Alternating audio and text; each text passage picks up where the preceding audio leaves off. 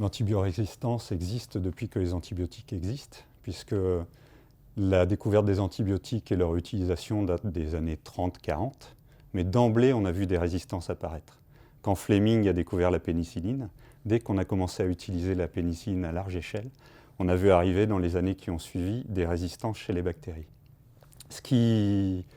Entre les années 40 et les années 2000, on découvrait toujours des nouvelles familles d'antibiotiques. Donc il y avait une course de vitesse entre les bactéries et la recherche qui était en faveur de la recherche. C'est-à-dire on avait des nouvelles familles, de nouvelles molécules, et en gros jusqu'aux années 2000, c'était une préoccupation qui n'était pas au premier plan. Et à partir du début des années 2000, là on a commencé à voir un infléchissement au niveau des découvertes de nouvelles molécules. On n'a plus découvert de nouvelles familles, on a eu une diminution de la découverte de nouvelles molécules, et là, clairement, les bactéries ont commencé à gagner la course contre les antibiotiques. Et on a vu en plus, avec les phénomènes d'utilisation massive des antibiotiques, des bactéries de plus en plus résistantes, voire résistantes à tous les antibiotiques dont on dispose actuellement.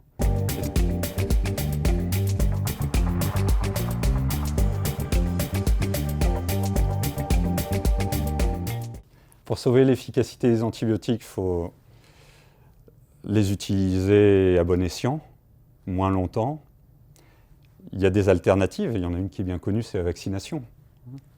Mais il y aura probablement d'autres alternatives dans le futur. Le problème, c'est que ces autres alternatives, qu'elles soient synthétiques ou naturelles, on pourrait parler des phages qui sont des virus antibactériens, entre le moment où on les découvre et le moment où on peut les utiliser à large échelle chez l'homme, il se passe 10 à 15 ans, c'est le développement naturel d'un médicament. Et actuellement, la résistance galope, ça va très vite. Et le seul moyen qu'on ait trouvé pour ralentir cette résistance actuellement, c'est d'utiliser moins d'antibiotiques, en attendant d'éventuelles innovations.